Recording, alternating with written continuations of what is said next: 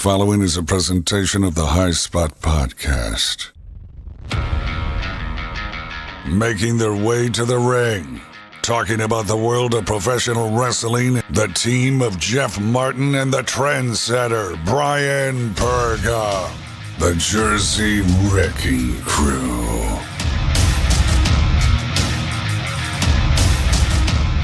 You're listening to the High Spot Podcast on the G-Pop Podcast Network. We are the Jersey Wrecking Crew. I am Jeff Martin alongside my tag team partner, the Trendsetter. Follow us on all our social media at High Spot Podcast. Trendsetter, we are on the verge. We are this close to All In weekend, and it's going to be amazing, especially Podcast Row. Cannot wait for that. But of course, the most historic night in independent wrestling history is this Saturday night. Can you feel the excitement, Trendsetter? Can you feel it? Can I feel it, Jeff? I mean, it's only appropriate that you and I are part of such an historic event. You know, I'm keeping my emotions in check because that's something that I do, Jeff. I understand that sometimes it gets you aggravated. It might get some of the crew aggravated, but you know what? I am enjoying every single moment here in Chicago, Illinois, knowing that we're going to be a part of history, knowing that we're going to be sharing it with every single one of those people in that arena, people on Starrcast Podcast Row. It's going to be an amazing moment. You know what? I'm just kind of embracing it because you know why? We're showing the world what we're all about, but more importantly, All In's going to show the world what independent wrestling is all about too. So I'm super excited about this. I can't wait. It's probably not going to hit me until it's officially over right now, but you know what? I'm just enjoying the moment as it is. And you know what? What better time right now from the moment we started all this to be here in Chicago, Illinois. We've been talking about it nonstop. It is finally here. You know what? I couldn't imagine it, let alone experience this feeling right now. So let's get it started, man. And what happened in the promo that we did from the beginning, it's like Cody said that this was a feeling. All In is a feeling. Well, you know what? The High Spot Podcast is an experience, and you guys are going to experience the High Spot Podcast for 4 days in Schaumburg, Illinois. Podcast Row, Starrcast is going to be an amazing weekend. Chicago bound is the Jersey Wrecking Crew. So, Trendsetter, I mean, what is there more to say? I mean, the build-up has been amazing. Obviously, there's a feeling in the air like this is going to be one of the most historic weekends ever. We're going to talk to Conrad Thompson. He will join us. He is the man behind Starrcast. He will join us to talk about exactly about that feeling and just everything that we should expect when we arrive here for the whole big Starrcast convention that we are a part of. Also, too, he will talk about All In, what is his favorite match, and what he's looking forward to, and could he possibly want to do another All In 2 if there is an All In 2. But let's focus now, though, on All In, the first one, because you know what? You can try to duplicate it, but there's nothing like the first one, Trendsetter. It's going to be amazing. Oh, there's nothing like the original. And like you mentioned, Jeff, we've been talking about it nonstop. The buildup has been there. And even without our assistance, it's been there. I mean, there's something to be said, Jeff, when a event is sold out and there's no matches set on the card just yet. It just gives you a feeling, whether you're on the outside or you're a novice, for example, looking at something like this, especially if you're a die-hardcore, quote-unquote, fan. What's so cool and intriguing about this whole experience, Jeff, is the mere fact that, you know, it really feels revolutionary. I know the word gets thrown around a lot. It feels as if we're in a special moment in time right now where we followed professional wrestling from the 90s to the Attitude Era, Monday Night Wars, to the new evolution of what it was supposed to be in terms of quote-unquote entertainment, and now back to something that's very near and dear to our hearts, where this business once again is being revolutionized. It's being changed right in front of our eyes, and it's just so important for not just fans, but you and I covering it, that we're actually seeing it in front of our eyes. It's an amazing time right now, like you said, time and time again, to be a wrestler, but more importantly, a wrestling fan. And this is just an example of all the hard work that the Young Bucks, Cody, have done, especially Cody's story, where he's kind of bet on himself, and you've seen the success he's had on betting on himself by leaving WWE and really going out there and knowing he had more to offer to the business, more to offer to himself. And then seeing the Young Bucks and what they've done in terms of branding and merchandising themselves without the juggernaut marketing machine, which is WWE.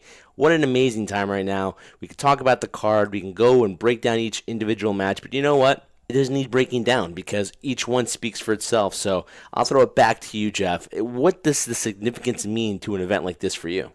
Well, what it means is, like you said, there was no card at the time where the tickets went on sale. So they were banking on Cody and the Young Bucks delivering on something that all the wrestling fans wanted to. Obviously, WWE has kind of not turned their back, but kind of brushed off the wrestling fan to the side, because you know that they are the entertainment factor. They give you that extra, entertainment that is going to put the smiles on kids' faces, going to put the smiles on parents' faces as well too. And those fans that are kind of tired of having Roman Reigns pushed down their throat, they're kind of tired of all of the kind of like the comedy and just the stuff in the direction where they're going to. That fan that feels like they've had their back turned on by the juggernaut, which is WWE, they feel like this is their chance, this is their place, they can have their voice be heard. They can sit in the crowd wearing their Bullet Club shirt or any other kind of shirt that they get on ProWrestlingTees.com, and they feel like, that they belong, that they're accepted, that they're being catered to. And that's what Starrcast is doing. That's what All In is doing. That's what Cody and the Young Bucks are doing. That's what they have been doing this year. And the same thing as in 2017. 2018 is a history-making year. It's all about making history. And this event will, of course, be historic. And I think as we head into 2019, as we talk to Conrad, it's going to be very interesting. You said it's a great time to be a wrestling fan. It is an amazing time because there's so much happening. And in 2019, you say it's going to be, we said 2018 was historic. 2019, the landscape can change with a couple of decisions, especially by Cody or the Young Bucks. Now, we heard that they said that they were going to, make a decision together, what's best for them. They made it pact. This is not just a friendship. This is a brotherhood of guys that really care for each other. And we saw at a Boardwalk Beatdown the camaraderie, just the way they hang out. They see themselves more than they see. They see each other more than they see their wives and kids and their families and their girlfriends. They have become their own family. And you saw it at Boardwalk Beatdown, which was an amazing event too. When they were signing, they get along. It's a brotherhood, and they will be very key in what happens in 2019. Of course, the Chris Jerichos in the world are going to be making a statement too. Ring of Honor G1 Supercard. What's going to happen before that during WrestleMania weekend? The landscape now is what is going to happen after All In. I wish I could say, man, I just enjoy that day, but I'm pretty sure that when I'm watching this event, Trendsetter, I'm going to be like, what's going to happen next? Because Billy Corgan said this is the start of something much bigger, and I want to know exactly what direction is it going to be? What direction does the NWA go into? Because, okay, they're going to be highlighted at All In, right? But what's going to happen after All In? It's going to be a lot of questions are going to be answered, but still more need to be addressed. Addressed as we head into the later stages of 2018. But Trendsetter, just as a fan, getting here to Chicago, the anticipation, counting down the days, didn't think this was going to really happen. Now we put the summer behind us as we head into Labor Day weekend, and man, what a way to close out the summer for the High Spot Podcast, man. Boardwalk Beatdown, everything we've done with Pro Wrestling Magic, with Battle Club Pro, Innovative Pro, to all come together, and all the wrestling fans come together for this big celebration, because that's what it is going to be epic, and we're just happy to be part of it. There's no question about that, and I couldn't say it any better than what you just did right now. But just to add on to that, I mean, you're talking about an era where you mentioned Roman Reigns and the WWE. I think Cody said it best during the conference call. He basically said that, this is the day and age of basically fans not regurgitating back what you're forcing upon them. And Cody himself recognized it. I'm sure the Young Bucks feel the exact same way. So, yeah, it is about the experience of what's going on right now. But more importantly, it's also about the mere fact that we're seeing something we've never seen before. And that's very rare to say nowadays, Jeff, when you talk about the world of professional wrestling, because so many things nowadays get duplicated. They get repackaged in a certain sense. So when we're seeing something to the extent that's never happened before, it's pretty significant. I don't think fans specifically, ourselves as well, who really understand the impact of this. Hindsight's 2020 until it's all over. Unfortunately, you don't want it to be over. The build-up's been so good. It's kind of like Christmas, right? You're looking forward to Christmas. You can't wait for the event to happen. You're hearing the music, the event. You're in the spirit. It's finally here, and then happens December 26th, and you're like, oh, what else is left now scenario. You're right. But at the same time, I don't want to think about what's going to happen, because there's so many questions you said that remain to be answered. What's going to happen with Cody? What's going to happen to the Young Bucks? Contracts are coming up. Kenny, as well. What's going to happen is going to be a one and done. If it gets duplicated again, who's going to be doing it? All those things I think will handle themselves in time. But my goodness, Jeff, to think that we'd be here at this moment, knowing when we started right from the beginning, and I'm sure we refused to listen to those first episodes of the High Spot podcast. It's amazing that we're here right now. And you know what? I don't say this a lot, guys. And you won't hear me say compliments a lot to Jeff, but I'll say one compliment to him, and I'm sure he'll enjoy it completely and want to play it back and back again, and you'll savor it. But you don't throw compliments. Let me finish, Jeff. Stop cutting me off like you always do. But again, I wouldn't want to do it with anybody else. My tag team partner, Jeff Martin, here in the High Spot podcast, and enjoying the experience. More importantly, not because I can't stand you, Jeff, but enjoying it with the crew, the people that have been supporting the show, supporting us, and you know what? This is for them as well. And where can the crew find our show there, Trendsetter?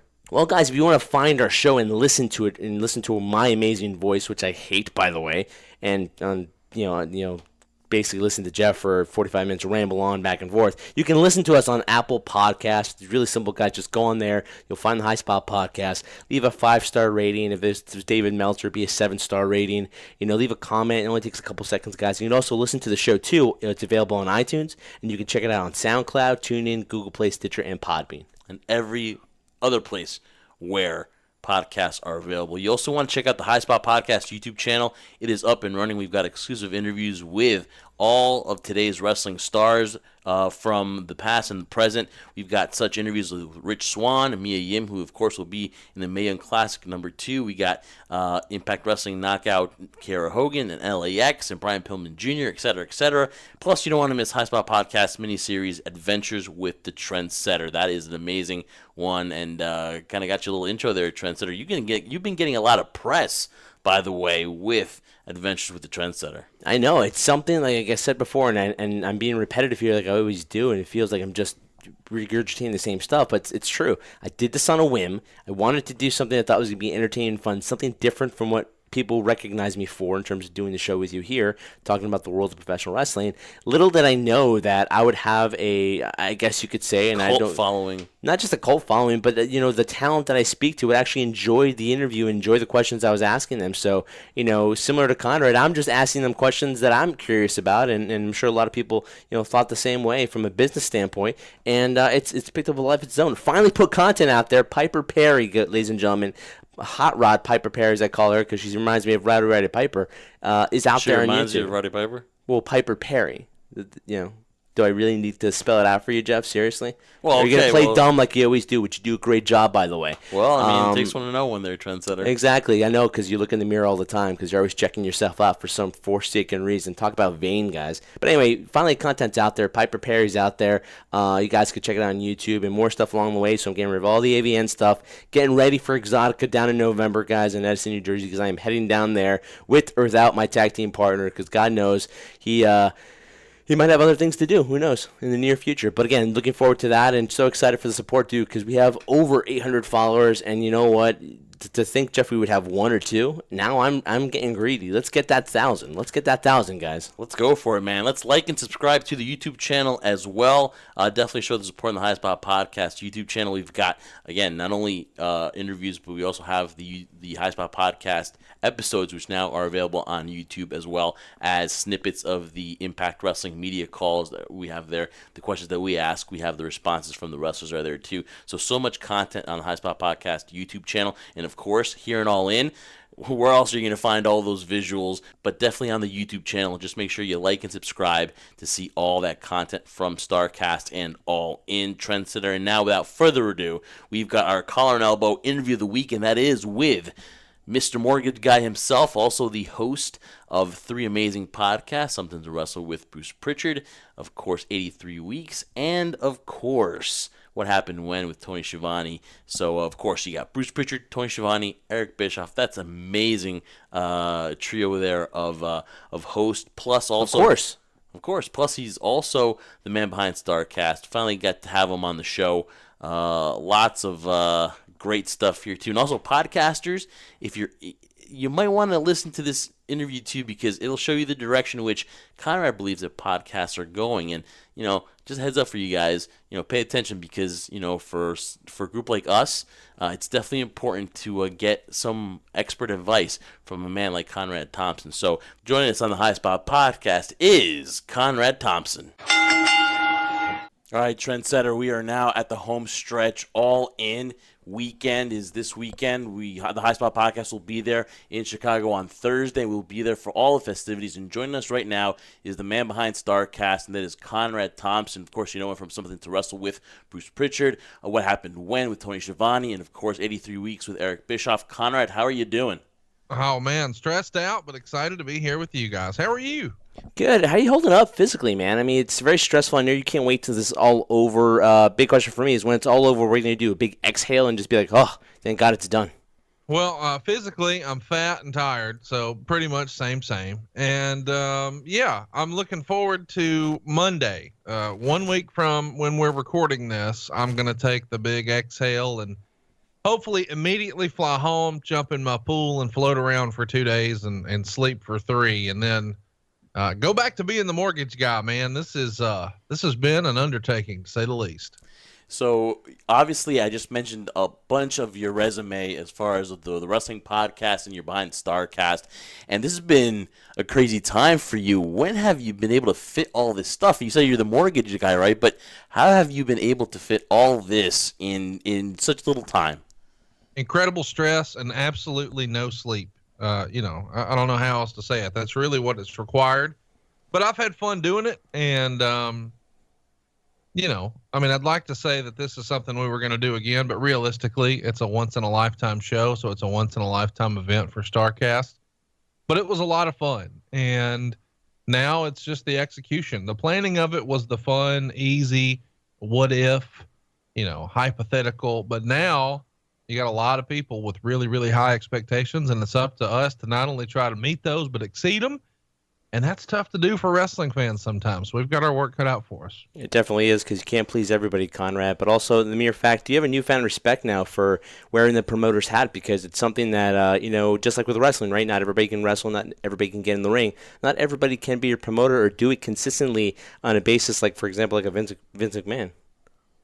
Yeah, you're exactly right. I'd like to say that it's easier than it looked, but no, it's much, much harder. There's so many little details that will get you, and there's so many moving parts. But it was fun to try. But realistically, I don't know that this is something I'm going to try to tackle again. Conrad, do you think that subliminally, with all the stories you've heard from Vince McMahon that Bruce has told you and you've heard right now, do you think somehow it just seeped in your mind that let me try this. If he could do it, maybe I can. Was that something that seeped in your head? No, not really. I wanted to do a wrestling podcast convention going back to when Greg Price stopped running the NWA Legends Fan Fest in Charlotte, North Carolina. It became one of my weekends that I look forward to the most. I developed almost like my wrestling family of friends, and we got together one weekend a year, and I thought, man, this is what we need, a way to keep this going. So at the time I was doing the podcast with Ric Flair, and I thought, well, we could do the Ric Flair shows like one of the headline events and have some guests, and we could do JR's podcast and Jim Cornette's podcast, and Kevin Sullivan and MSL could come in, and maybe Bischoff and Nick Houseman could come in, and Bruce and I, and it could be a fun event. Well, the hotel was booked, so I just sort of shelved the idea. And, they say in business and life for that matter, timing is everything. And that's really what this was. I bumped into Cody at the airport in Atlanta in January, and we started DMing, and I pitched the idea because I thought, this is the best possible place to do it, to sort of present yourself as the official quote unquote convention partner for the biggest non-WWE show of the year. And people were already saying that's what it was going to be before it ever sold out. So that's back in January. So I saw an opportunity and I swung, and what do you know? I connected, and Cody was in and the Bucks were in, and it's exceeded all our expectations, to say the least. Well, there's no doubt, depending on what happens, obviously the event, the anticipation growing for All In, it's going to be a home run regardless. I mean, this thing sold out without even a match card being set up yet, so that's just shows you the anticipation people had for this event and something like this to happen. So, talking about the fact that you've mentioned it before during other interviews, where like you're basically a fan and you're doing this because you want to have the fans enjoy the experience similar to what you would do if you were going there, attending it, and not being a promoter. But that being said, of doing all the things from the fans' perspective too, what have you learned from experts like, for example, like Jeff Jarrett, who's I'm sure has kind of given you some words of wisdom in terms of how to put and organize this all together? Jeff has been tremendous. He's been a great resource to me, and so is Mike Weber over at Fight, because those are guys who've done it. But really, I've talked to them just about the sort of television side, because I've never produced television. That's not my forte, but these guys put on events and have for a long, long time. So I can say, hey, how do we do this? And what about that? And everybody needs a resource like that. But really, the guy that I've sort of looked up to from a convention standpoint is Michael Bakikio at High Spots. I mean, I don't think enough people give WrestleCon credit. You only ever hear the negative of anything. I think that's just the way it is. Not just with wrestling either, just in general. It feels like the bad reviews are out there way, way more than the positive reviews are. But WrestleCon has become a brand, man, and people look forward to it. And it's the biggest convention of the year, the biggest of its type. And, it was sort of a breath of fresh air, I guess, because we've always heard that, promoters could be difficult to deal with and maybe there's rivalries. Man, Michael is cooler than the other side of the pillow, and I would call and say, hey, what about this? And I'd be in a panic about something, and 10 minutes on the phone with him, and I realized, oh, it's no big deal. So really, my resource here, my phone a friend, my lifeline was Michael from High Spots.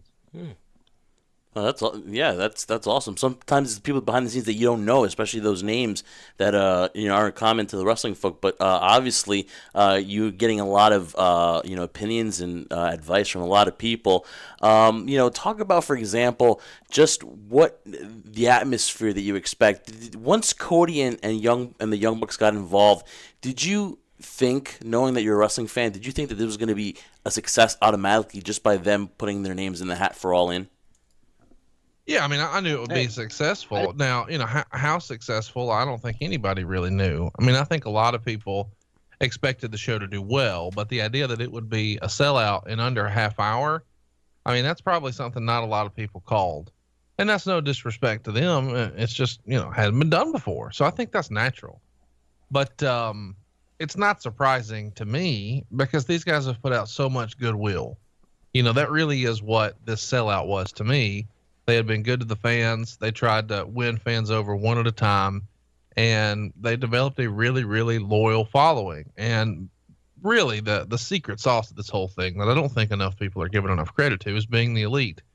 A YouTube show put together by a couple of guys without the big budget production, and it's not super slick and it's not overproduced. It's just real. And that way of communicating not just, their feelings and their personalities, but telling their storylines. Now you've got an entire pay-per-view built around a YouTube series that wasn't put on by a major corporation with some huge budget.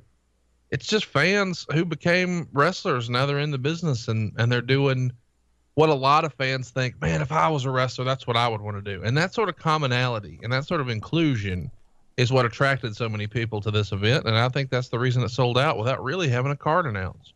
As three wrestling fans here, they're just, conversing about All In and wrestling. One of the things that me and Brian talk a lot about is the storytelling. And you can get emotionally invested just by the storytelling sometimes. And I think that the YouTube works for being the elite because you get to know behind the scenes and who they really are. And now, for example, in 2018, when you think about the NWA title being highlighted on a main show like this, and basically they've done the same thing with 10 Pounds of Gold, and Dave Lagana has done a great job documenting it, and Nick Aldis being the right champion, at the right time for the NWA. Talk about that and talk about how, I didn't even think we'd be talking about the NWA Championship, right now being as relevant as it was back in the heyday. Yeah, I mean, kudos to Billy and Lagana for having the vision for what the NWA could be, and they've obviously worked very, very hard. And I mean, it's in the conversation now where it wasn't a year or two ago. And all that credit goes to those guys. But I don't think that Cody's involvement can be overlooked. I mean, the amount of attention that Cody being in the title picture has brought this show to me is incredible. Just because if you're a long time sort of old school wrestling fan, you just appreciate the legacy and the history of wrestling. And there's no more legacy in history than a Rhodes challenging for the NWA World Title. No, you're definitely right about that, Conrad. And the thing with me is that, Jeff and I on the show, and we talk with several other people, especially several talent that we've had as guests. And I want to get your opinion on this too. And I'm sure you've spoken about it several times. I just want to kind of get your take on it now as we're getting closer to the All In event. I mean, it feels now more than ever. I mean, we know what happened now with Supercard of Honor, with Ring of Honor. That got sold out in Madison Square Garden. I'm sure nobody thought that was ever going to happen. We have this event coming in Chicago, Illinois. I mean, it's a great time to be a wrestling fan. That's what Jeff and I always constantly talk about. But I can only imagine from the standpoint, it's got to be a great time now to be a wrestler in general in the business, because now, with the huge juggernaut, which is WWE, the staple where everybody kind of wants to go to, now there is the ability for other people to hone the craft. Maybe that wasn't there maybe 10 or 15 years ago. Can you get a sense of that when you're putting this all together and kind of take a step back? And I know it's difficult because you're doing so many things at the same time, but from the fan standpoint, this has got to be so revolutionary, because this is changing the business as it is. So maybe who knows, 5-10 years down the road, the way it's organized will most likely be different. I don't think it's going to take that long. I think the wrestling business changes, maybe in a major way, maybe in some small way, but it changes, Saturday at midnight. It'll all be a little different. And they're going to be able to prove that you don't have to have a national promotion. You don't have to have national television. You don't have to have a major backer. You can just have a good idea and a little bit of gumption and some intestinal fortitude, as Lex Luger used to say, and you can make it happen. And that's what these guys have done. And I think you'll start to see more and more guys sort of go their own way. And I think it'll be interesting how the WWE locker room reacts, because so much of that system, in my opinion, is based on guys sort of walking around on eggshells, or so we hear, and everybody's sort of concerned about their spot, and there's so much politics, and you don't really have a say. I mean, you're just sort of dictated to, here's where you're going, and here's how much you made. Whereas on the independents, you can pick your own rate, and you decide when you're flying in, and you decide who your opponent is, and you decide what the content of your work is, and the way you market yourself, and the way you brand yourself, and what your t-shirts look like. It's a whole new ball of wax, and it makes me wonder, if the guys are as successful as we imagine they're going to be this weekend, how many people in that locker room in New York say, man, I want to do that? I mean, to me, that's real power. That's real change. And I'm not going to say it sort of recreates the territory system, but I am going to say, if these guys think, I don't have to work for anybody, I can work for myself, it could be a new dimension for wrestling as we know it. I agree with that, Conrad. It kind of has to take like a certain type of person too, because Cody wasn't satisfied with his role. He felt he could do more. And so I think it takes a special person in that locker room, whether it's WWE or somebody else, that's like, I can do more and take a chance on themselves. I talked to Brian, and I kind of said that that 2018's been kind of like about making history. As we amazingly winding down to 2018 and 2019, what do you think 2019 is going to be about in the wrestling business? Man, there's no telling. It's hard for me to predict just because there's so many moving parts. I think it's not that big of a secret that a lot of the guys in the Being the Elite television show have contracts that come up around the same time. And what they do next is really going to be a movement in wrestling. Wherever they go, well, I mean, assuming they're leaving, and they may not be leaving, and that may be the news in and of itself. But it's almost like they're like a modern day real life version of the NWO. These guys are cool, and they can go wherever they want. And if they go wherever they want as a group, they could sort of take over. Not necessarily from a storyline standpoint, but from the cool factor. I mean, they're going to be right in the mix of whatever they do, wherever they do it, whether it's Ring of Honor or Impact or WWE or New Japan or something different. But I just think it's going to be interesting to see what happens when all those contracts come due, and wherever they land, who follows suit and who steps up in their place if they do leave. So to me, the entire next 12 months is based around what those handful of guys do when their contracts expire. Do you think a lot of it, in your opinion, depends on the fact that if they do decide not to leave and decide to stay together again, that would be a huge indication that there's most likely or definitely going to be another All In 2.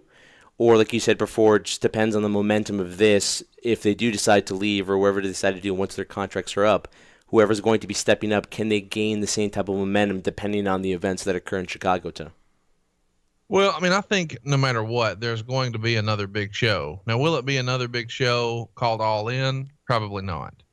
Will it be another big show with Cody and the Bucks and those guys only as the promoter? Maybe, maybe not. But I do think that without question, there's going to be someone else try this big super show concept. And kudos to them. But it makes me wonder, do they feel like they've got to up the ante? Like, is it enough to come back and sell 10,000 seats again?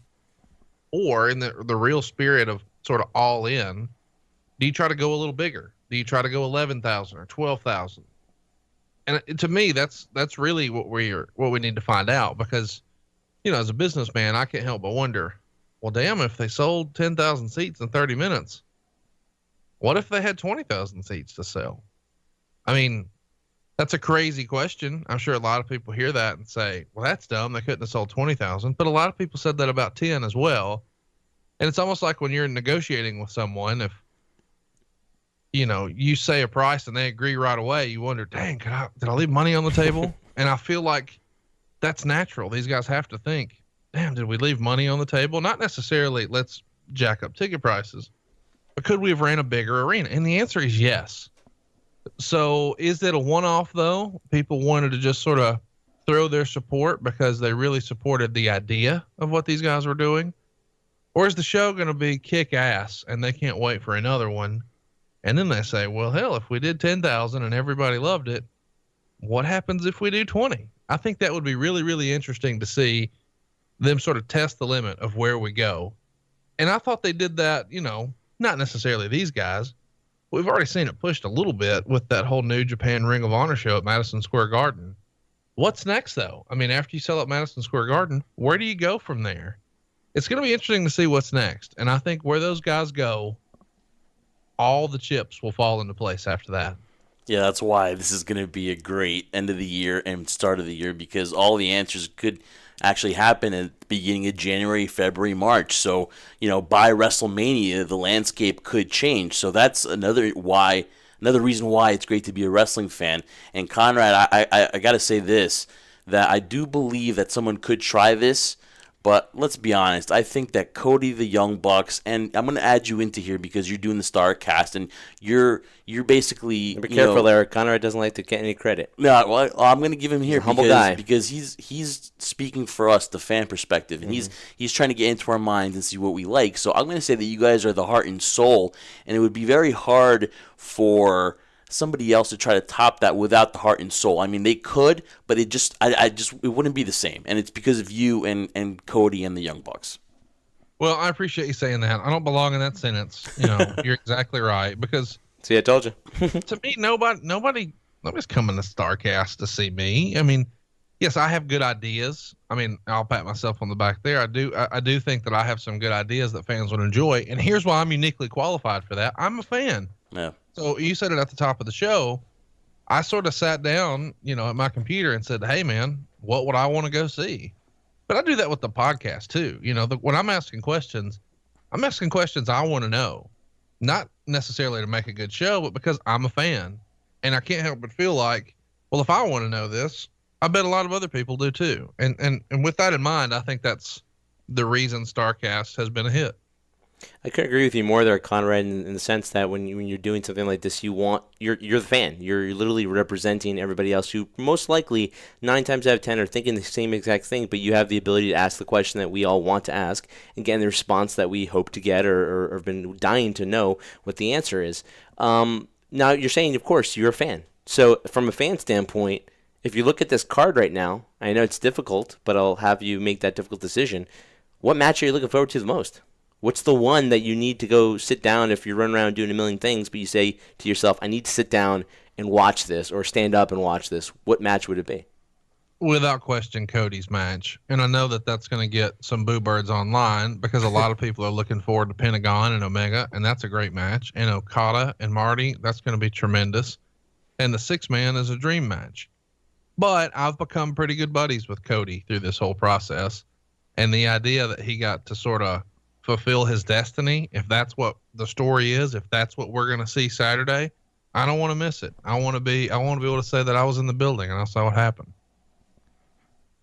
And as far as All In, of course, it is this weekend. It starts on Thursday all the way to Sunday. Of course, the big All In show is on Saturday. We will be on Podcast Row on Saturday. So looking forward to that, Conrad. And again, I want to thank you for, thinking again of the fan podcast. Now, obviously, you've got 3 amazing podcasts. And, we can say that Colt's kind of the godfather of podcasts, but you're kind of becoming like the king of the podcast, wrestling podcast, because you've got 3 successful shows. And there's a lot of people that could be like, okay, well, I have this. But you think outside the box and you're like, well, let's take these shows on tour. Let's do Patreon. Let's, put Eric Bischoff on Twitch and we can do stuff like that. How do you think ahead so much? Because there's other people that could have done this, but you've capitalized. What do you think has led for you to, what separates you from everybody else? You think ahead and stuff like that? I'm not afraid to take chances. I'm not afraid to overextend myself, which I've clearly done here. I think a lot of people are very cautious with, well, if I can't put my full effort into it, I don't want to do it. And there's a lot of wisdom in that. Unfortunately, I don't have that. So I just decide I'll just create more time. And that's really impossible to do, but I push the limits as much as I can. So I'm working one way or another from the minute I wake up until I go to bed. However, I don't look at it like I'm sacrificing. I'm getting to do what I enjoy doing. Now, I have had to make some sacrifices in other areas, and hopefully, after Starrcast, some of that becomes a little more normalized again. But that's really it. I'm just not afraid to go do the work and sign up for a little more.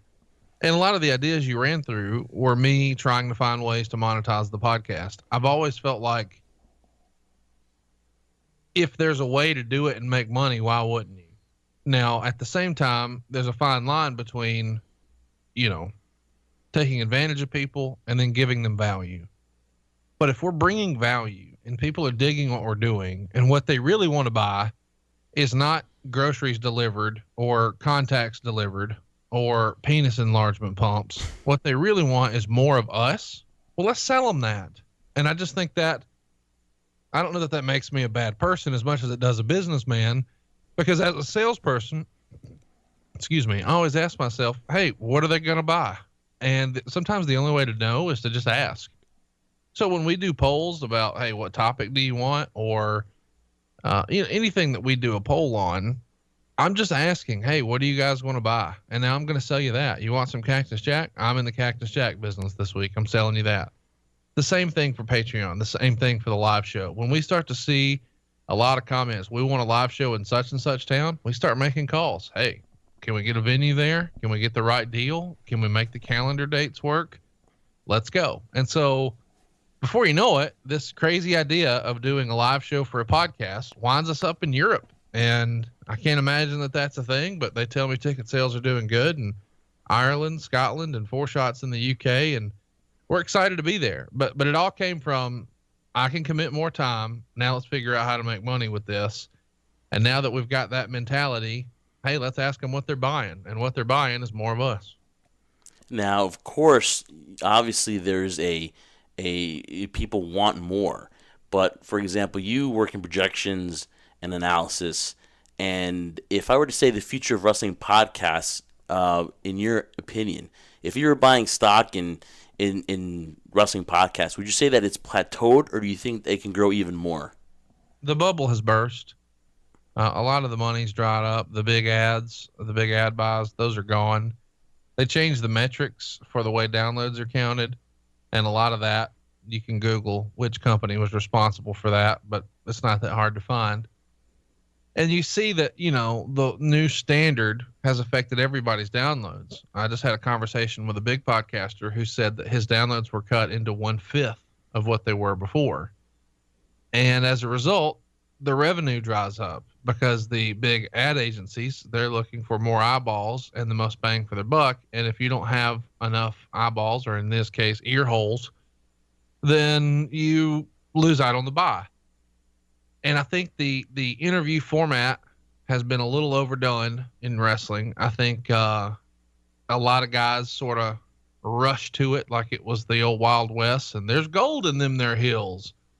So everybody started a podcast, but they were really doing the exact same thing. They're just calling up their buddies, clicking record, and pushing it out. So there would be weeks where somebody would have a new project come out, and you would see the same guy on everybody's podcast in a 2 or 3 or maybe 4 week period because he's pushing his new project. And while that's cool, at the same time, how many times do you need to hear the exact same story? So I tried to approach it a little different, and I wanted to go a deep dive on one particular topic. I wanted to create, and I hate the word, but I wanted to create evergreen content. Like, in a weird way, we're talking about All In right now. So, I mean, that's super topical right now and for maybe a week from now. But realistically, who wants to hear a conversation about All In 6 months from now? But at the same time, if we're talking about Survivor Series 87, isn't it weird that that never gets old? It's way older, but it's still not going to be old, and people will just go stumble on it and find it. And I don't know why that works that way. I think we all just sort of crave nostalgia one way or another. But I think that the bubble has burst financially and format wise. I think it'll start to become more and more about video, and I think it'll become more of a daily thing. And I think the time will be condensed. I think people will move away from an hour, and they'll get to 10 or 15 minutes, and it'll be video, and it'll be daily. And there'll be a video version, but there'll also be an audio version. And I think it'll go more towards Alexa or whatever. And you'll start to see your shows dropping at 4 a.m. instead of 8 p.m. That's just my guess for what's next.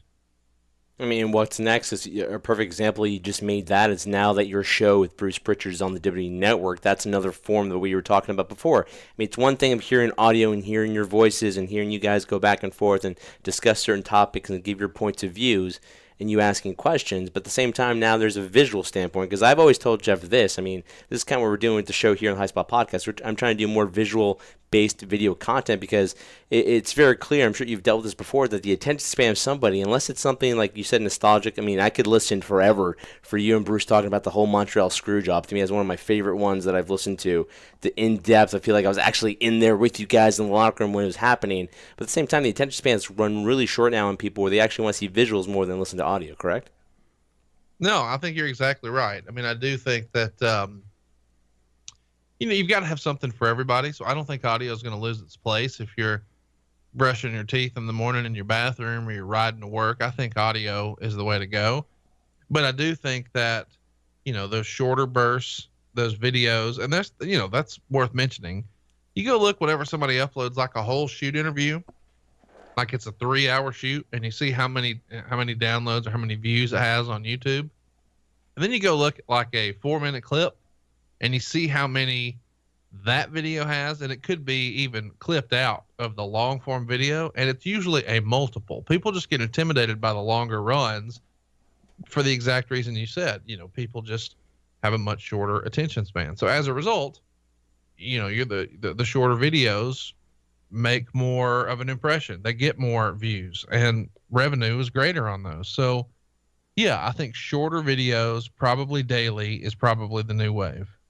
All right, so obviously, Conrad, we had you on here. We've talked a little bit about All In, but you've actually made the rounds talking about All In and the press and pushing this for this weekend. So I kind of want to, we got a few more minutes here with you, and I kind of want to, change and ask you some questions about the podcast that you do. And one thing that I've always wanted to ask you is, like, by the time that this one will air, our show, you'll be 117 episodes in with Something to Wrestle with, Bruce Pritchard. You're going to be doing the SummerSlam 88, which was, is my favorite SummerSlam.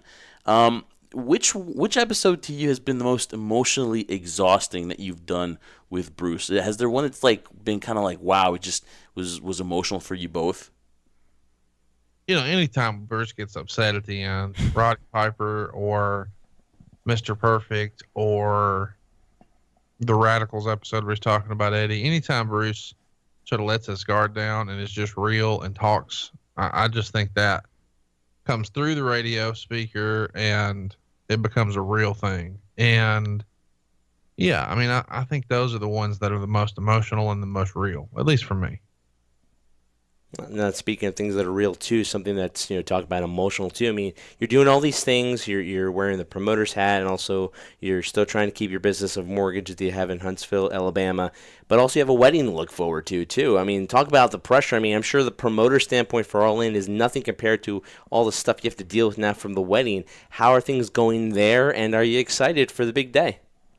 Yeah, man, it's going to be here before you know it. We've got most all of the T's crossed and I's dotted, but not all of them. And I've had to let the rough end drag on some of that stuff for the last 2 or 3 weeks. But when I get back from Starrcast, it's full steam ahead, man. The big day's in October, and we're going to get that hammered out and live happily ever after. Or Now, at least that's the plan. Now, Conrad, will that be on Fight, or will that be on demand, or will that be on pay-per-view?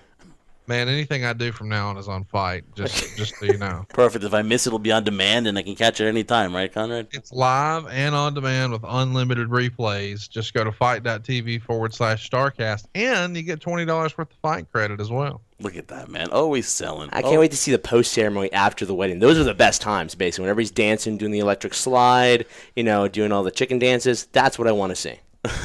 And one more thing too, for me on the aspect is Brian was talking about how you were able to put the show on WB Network, and of course it's the season finished. And here's the perfect example too, right? You're talking about free agents like Cody, Kenny Omega, the Young Bucks going into the WWE, and one thing they would lose is creative. Now you had a situation where an episode was delayed, the ECW 2006 reboot, and it finally went up. It didn't go up the day that it was supposed to. Talk about, for example, something that you faced that the Bucks and Cody or Kenny could face if they go to WWE. What's the negative? I don't know that there is a negative. I don't think there's a negative. Is that wrong to say? No. Well, if you're a negative person, it is wrong to say. But no, you're right. If you can't find a negative, you can't find a negative in it. Well, I mean, here's the thing too. I sort of purged myself of all negativity. Like even the other day, my person said, "Are you grouchy? Are you grumpy?" And I said, "No." And I clearly was. I didn't sleep good, and I had a nap interrupted or whatever. I don't remember, but I was clearly irritable. But as soon as she asked, "Are you grumpy?" it was an immediate no. And so when later we had a conversation about it, she's like, "Why would you say you weren't grumpy if you were grumpy?" Because grumpy's negative. I don't want to be negative. So anytime some sort of negativity creeps into my brain, I have just learned to automatically filter it out and get rid of it. Or quote it on Twitter and let everybody beat him up. I thought you were reading a promo before that. You're like, "Are you grumpy?" Well, have a Blue Chew. That's what I thought you were. Yeah, there you go. I thought that's what you were going to do. Are you grumpy? I thought you were setting me up for a promo. Conrad, I mean. Well, one more for me, Conrad. I've always wanted to ask you this, and like I said, we thank you so much for your time here. But something I've always wanted to ask you is that, it's very easy for everything that you do, all the shows that you do, and you're working literally nonstop, not just for this, but eventually once, Starrcast and All In is done, you're still going to be working on a wedding and working on your business and working on the 3 podcasts you're doing, and who knows what else you're going to be doing in the near future. Have you had the opportunity and the chance, as busy as you are, because Jeff and I kind of are sharing this process now because we're getting ready for the events here, have you had a chance to take it all in, to literally, no pun intended, to enjoy the journey rather than maybe sometimes not worry so much about the destination? Have you had that opportunity to do that for yourself? Nope. It's been nonstop work. Obviously, I've had a lot of fun, but a lot of stress doing it. But no, I haven't. I'm still focused on not screwing it up because realistically, guys, I'm gonna, and I can just sort of, and I've been saying this all week, I can just throw my hands up and say, "Hey guys, I bit off more than I can chew. I'm doing my best." But I think, one of the things I've got going against me, the biggest, is I don't know what I don't know. But at the same time, maybe the thing I have going for me, the biggest in my favor, is that I don't know what I don't know. So I'm just pushing the limits on a lot of stuff. But line control, I don't know how to make sure that's done. Like I've read some stuff, I've hired some folks, I'm ready, I think, but you kind of don't know till you're there. And I've hired a lot of professionals to help with things like sound and video, but at the same time, I've never done it. I hope it works, but that's sort of the frustrating thing for me is I don't want my first episode to be my first episode. You guys go listen to your first podcast and you listen to yourself now and you're like, man, we've gotten so much better. Well, so that means I just know this first one's not going to be that great.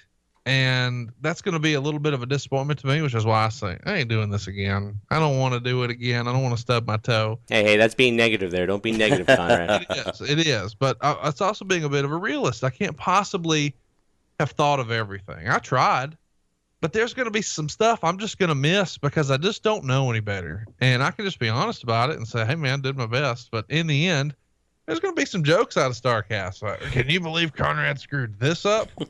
Yeah, that's my bad. And, I'll try to apologize and make it right and do right by everybody. That's really what I want to do. I don't want to, quote unquote, get over on anybody. But no, the idea of sitting back and trying to soak it in, oh, look what I did. No, not at all. Right now it's, don't screw this up. Don't screw this up. Don't screw this up. You're feeling the pressure a little bit now, right? No, not a little bit, a lot bit. And the thing is, like, realistically, it's already a success. We're sold out and you can still do some meet and greets. It's on pay-per-view. It's profitable there on pay-per-view already. They say that we've set all kinds of pre-order pay-per-view records. I didn't know that was a thing, but again, I don't know what I don't know. But apparently we've sold like more pre-order pay-per-view than anything in fight history. And I can't believe that's a thing, but I didn't know any better. So I just went full bore promoting it and tried to get it over, as they say in wrestling, and it worked. But I didn't know, like, okay, this is the most anybody's ever done. Let's go beat it. I didn't set out to do that. I just wanted to do as much as I could. And it worked, but now there is the pressure of, we got to deliver. It's got to be good. It's got to be perfect. And it's just not going to be. As hard as I try to make it perfect, it's just not going to be. And that's the part that's a little frustrating for me. And that's the reason I can't just stop and sort of smell the roses. Well, in fairness and reality, and you're being honest, like you said, too, but also honestly, too, at least from our perspective towards you, and hopefully you did get a chance to see this yourself, obviously not now in the moment that you're doing this all in, but to take pride. You have 3 podcasts, a successful mortgage company, you're doing this, which you never thought you'd be doing, promoting, you're going to get married. I mean, if you're not going to say it, I'm going to say it for you, Conrad. We're goddamn proud of you for everything you're doing here. It's only going to get better because, knowing you, you have a tremendous work ethic, which, where do you get that from? Where does your work ethic come from? Is it your upbringing or is it just something you naturally had within you? Yeah, I mean, I've always done it. The idea has always been, you won't outwork me. And that's the reason I've been successful in my real life is, as we say in the South, I would work from can to can't, or as they say in here, can to can't. And so, I work as hard as I can every single day. And sometimes I'm good at it and sometimes I'm better at it than other days. And sometimes maybe not so good at it, but as long as I'm doing my best, and I really am doing my best, then I'm comfortable with it. And with Starrcast, I can say, honest to goodness, based on the knowledge and experience that I had and the resources that I had at my disposal, I leveraged every single thing all the way to the hilt, whether it was calling up Jeff Jarrett and asking production questions, or leveraging a friendship with Mike Weber, or reaching out to Michael Bakikio and picking his brain. I mean, there's been so many of those people who have just been gracious with their time. And I didn't feel like it was me sort of humbling myself to ask for help. I thought it was just the smart, respectable business thing to do. And in the end, man, I've got a bunch of best practices in place here. I hope it works. But if it doesn't, I did my best. I'm comfortable with it. It's going to work. I got a feeling it's going to work. And we're looking forward to being there. Of course, Thursday, High Spot Podcast will go out there. We'll be on Podcast Row on Saturday. So we're looking forward to that, Conrad. And final one for me is this. This is probably the biggest question you're going to get the whole week. Jalen Hurts or Tua Tagovailoa starts the first game for Alabama? To me, it's got to be Jalen Hurts. I hope it's Jalen Hurts. I want it to be Jalen Hurts. And I know Tua had a hell of a showing, but it's Hurts' job to lose. So go out there and be undefeated like they always are, and it'll be his job to lose. And roll Tide. Oh, roll Tide from that. Come on. Exactly. Conrad, thank you so much, man. Looking forward to meeting you. Hopefully get a chance to at least shake your hand. And and you're going to be getting this a lot, so get ready for it, Conrad. You're going to get a lot of thank yous and appreciations, more than the negativity you think you're going to get probably after it's all done, and the ribs you're going to get from everybody like Cody, for example. But you're going to get a lot of handshakes, you're going to get a lot of smiles, and you're going to get a lot of thank yous. So get ready for that and prepare for that. Thanks, man. I really appreciate you guys. Really appreciate it, and hopefully you talk down the road. But again, good luck with everything, and we're excited for Starrcast and All In. Well, we'll see you there, man. Looking forward to it. And if you're listening to this and you don't have tickets, catch us on Fight, man. Fight.tv/Starrcast. You're going to be able to watch it live and on demand, unlimited replays. When you get that weekend pass for $99, you also get a $20 credit. Even though we're saying it's over 20 shows in 40 hours, it's more than 35 shows and 50 something hours. It's incredible what we've put together here, and it's evergreen, which is a word I hate, but it really describes what this is. You'll be able to go back and watch this for years to come. Unlimited replays. Check it out. Fight.tv/Starrcast. All right, Trendsetter, one interview, man. Glad to have Conrad on the show finally, man. You got so many things to do, doing podcasts, being a mortgage guy, a wrestling fan, and, planning a wedding like we were talking about in the interview. So much to do for him to give us some time here as we're in the home stretch for All In, which is this weekend in Chicago. Thanks goes out to Conrad. Tremendous thanks goes out to him. I think I haven't really enjoyed an quote-unquote interview in such a long time as much as this. I enjoy all our interviews, but to listen to Conrad and for him to be, and he won't say it because he's such a humble guy, Jeff, but him really being an innovator of, what the format of what podcasting was. Now, everybody says everybody has a podcast, everybody, tries to talk to their buddies and things of that nature, but he takes it from a different perspective. He thought outside the box basically and wanted to do something on his own, and he has done it, and he's been very successful. And not just that, but you see all the other things he does, all the other podcasts he hosts and does all the work for. He's working every single day, doing this for Starrcast and All In, running a mortgage firm, gonna get married. It's inspiring for me. I'm sure Conrad won't take the compliment, but I'm gonna force it on him. That's just inspiring for us to look at somebody like Conrad, see everything he's done. He's basically just a fan wanting to be a part of this industry in some shape or in some form, and he's done it. And he's done it his way, as the old Frank Sinatra song is, and I'm dating myself here.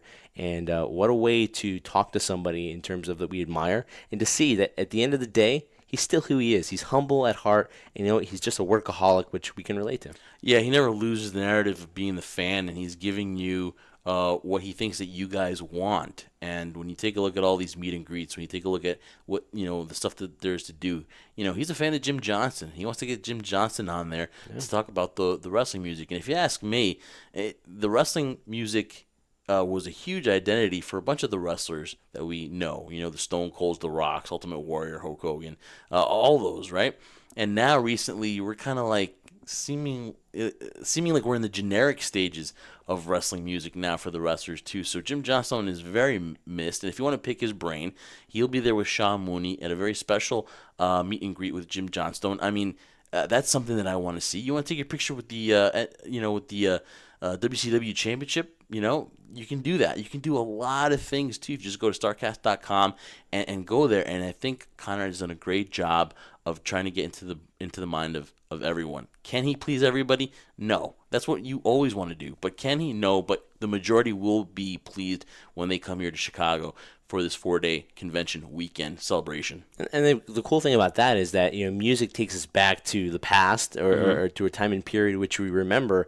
And when you look at those wrestling themes, I remember me buying my first ever WWE Full Metal album and playing that thing till it was worn out, because ultimately it brought you back to the days of sitting as an audience member, seeing your favorite performer go out there. You're right, now it's more generic, but at the same time, music like that, the identity of it takes you back to maybe a simpler, better time. And so, that is just, I'm looking forward to that as well. I didn't really see it that way as Conrad described it, but you're right, Jeff. So many things for everybody. There's a little bit of everything for everyone, but if you watch it on Fight, you can see everything at once and go flip back and forth. Us being physically there, you're going to have to pick and choose where you want to go to, and there's just so much to choose from. It's like literally the axis of all axes is you have to be able to choose what you want, because you're not going to be able to see it all. And that is why, for the fans that can't make it out there, you guys have an advantage, because you can watch whatever you want to watch on this Fight app, which is, again, has been another godsend to the wrestling fan, because you can watch all your pay-per-views on there and enjoy it, when you want to. And then to have a contest like the Ultimate Experience with the fan from Washington who ended up winning the 2 tickets to All In and getting all those bracelets and meet and greets was amazing. And front row seats, very, unbelievable. very fan-friendly this whole thing has been to, from Jeff Jarrett, who joined us last week, to Conrad Thompson joining us again during All In, the convention, and taking time from his busy schedule. It's going to be amazing, man. I mean, I'm sure there's going to be one or two things that maybe you don't agree with or you're not happy about, but you know what? This whole thing is a celebration, and I think that the majority of the fans are going to walk away and be like, wow, this is pretty amazing. So I'm definitely, looking forward to everything. Walking around the hotel and checking it out, too, is going to be something amazing. And we thank Conrad Thompson for his time. And, of course, the Collar and Elbow interview has been brought to you by Collar and Elbow. It is an apparel brand founded by Al Snow, mixing wrestling passion with street fashion. From cool-looking headwear to great-looking men's and women's shirts, check out the entire spring fashion line by going to collarxelbowbrand.com and save 10% on your entire online purchase just by entering promo code HighSpot Podcast, all in caps. The summer is ending, so you want to get your merchandise pretty soon there on collarandelbowbrand.com. So, Jeff, as we wrap this up, and it's been a great show, talking to Conrad, talking about the significance and the importance for us emotionally as wrestling fans of All In, what's going to happen in Chicago, the experience, all that stuff. But I want to ask you now, Jeff. I'm asking you from a fan standpoint, right? And it's kind of hard sometimes to separate those two spheres because now, this is an enjoying experience, but also it's business for us, right, Jeff? But let's take the business side out of it. What match, Jeff, are you looking forward to the most that you want to see when you go to the event, when you're sitting in that chair and we're putting our phones away? We're going to have to force to put our phones away to an extent because we want to enjoy it for what it is. What match are you looking forward to? Yeah, I totally agree too, man. You got to put your phone down, man. I know you want to capture every moment, be the first person to tweet it out because of social media. But listen, man, take the time out. You're coming to Chicago. You're doing something for the very first time. You want to make sure you savor it, enjoy it. Spending good money. Put the phone down, But what I'm looking forward to is going to be, in my eyes, the match that really has been well documented, and that is Nick Aldis and Cody for the NWA World's Championship. 10 pounds of gold. 10 pounds of gold. I mean, Dave Lagana, Billy Corgan, Nick Aldis have done a great job in telling us a little bit of the backstory of the NWA and seeing Billy Corgan's vision, and then also for Dave Lagana to put that vision on your computer, on your TV screen, on YouTube, to document that has been amazing. And it's amazing how we can tell stories now in this time through social media, through Twitter, through Instagram, and we can follow along and be emotionally invested. We talked to Conrad, we talked to Jeff Jarrett, that a good story will get you emotionally invested, and that's what I am still a fan of. If you give me a good story to get behind it, I'll have those goosebumps, and I'll have that urge to want to see it. We talked about SummerSlam and that Brock and Roman, and we've already seen it before. But you know what? That promo where Paul Heyman talked and built it up, I got the goosebumps right before the show. So I mean, he told a good story, and it was through his promo. Now imagine, Nick Aldis, and Billy Corgan telling the story through YouTube. It just hits you more. And then of course Cody and the lineage that this is. His father was a 3-time NWA champion. So this, whether Cody says it's not for his dad and he's doing it on his own, that's fine. But a lot of wrestling fans, a lot of people that were Dusty Rhodes fans, are gonna put two and two together and be like, this should mean a lot to Cody because of that. And obviously, if Dusty is looking down right now, he's a very proud dad.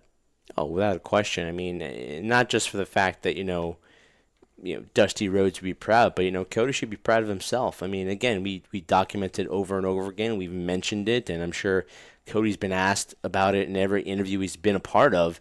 What was it like leaving WWE? What made you want to do it? He's explained it thoroughly several times.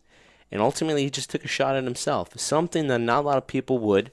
Something that Conrad spoke about, too, is that, just not being afraid to take a risk. And nowadays, more than ever, Jeff, I don't know if you would agree with me on this or not, but now I think more people are just afraid to take a risk, afraid to take a shot, because when you try to compare it, the negatives outweigh the positives because you're looking at the negative aspect of it. And when you're a positive guy like Cody and a positive guy like Conrad is about himself and tries to push negativity aside, which I'm sure why the two kind of clicked with one another, a lot of things can happen in your favor. And, I'm a huge advocate, I would say, for as I'm doing my Paul Heyman impression of hard work and dedication is the best solution, the best formula for success. And right now, you're seeing a perfect example of it. For me, Jeff, the match I'm looking forward to most, and I hate to copy because I do admit that, what they did with the NWA title, the prestige has always been there, I feel. It's never been painted in a good light because I'm sure people... Recently, of course, it's been kind of, made like a joke, kind of like a punchline.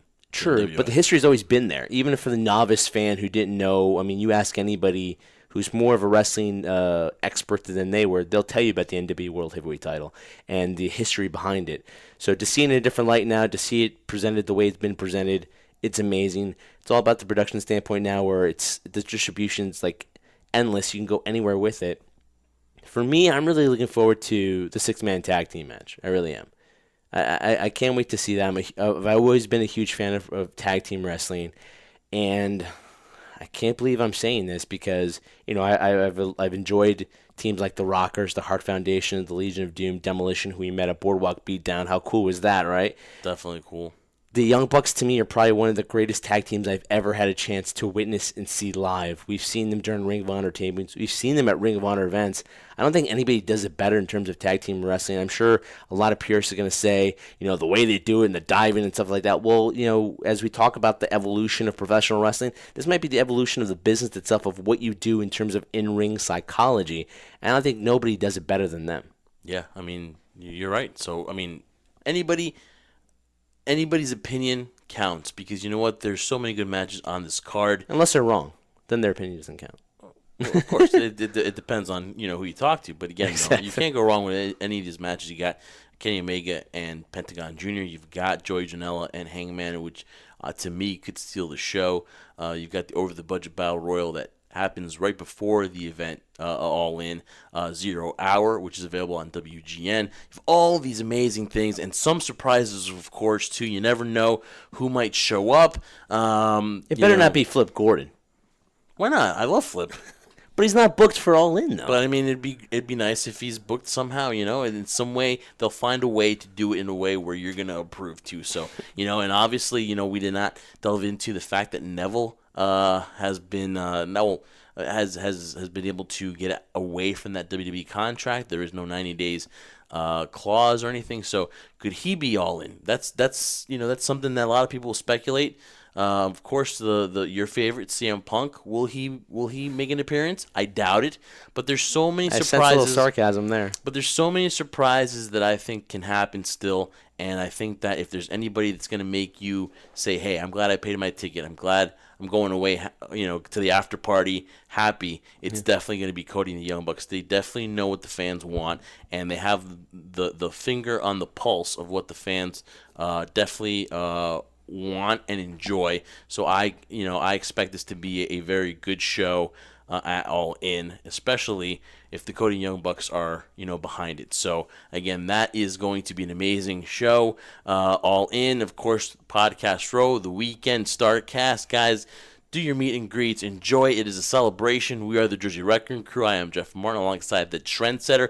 Of course, we will be there covering all the aspects of All In. Follow us on our YouTube again. Can't stress enough.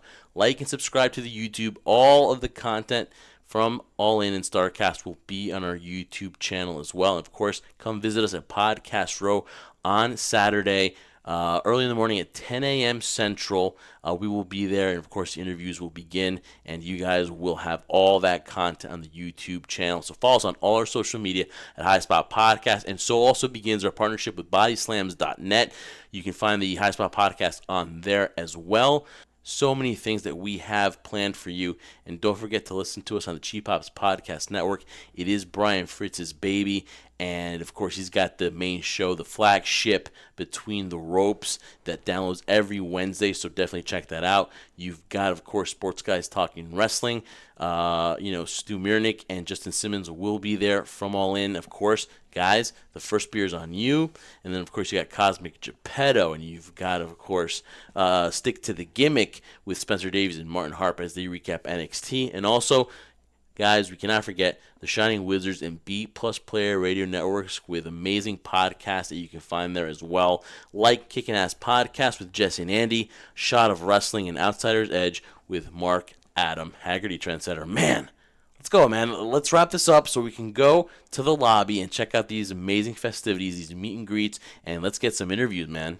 No, not interviews. I also want some deep dish pizza. I've never had it before. People saying in Chicago, you got to have it. So that's what I'm going to get first as we're here and to enjoy the festivities, but also it's business. And it's also for you guys, too, making sure we get that content out for you so you guys can hear it, you can enjoy it, you can watch it, so you'll be stimulated not only from your senses, from hearing something, but visually as well, because we do it all for you guys. So you've been listening to the High Spot Podcast, as Jeff said before. Thank you so much for listening to this episode. We greatly appreciate all your support. For my tag team partner, Jeff Martin, I'm the trendsetter, Brian Berga, in Chicago for All In, guys. Remember, the reason why we're here and we're all in is for one reason and one reason only, and that is for you, the crew.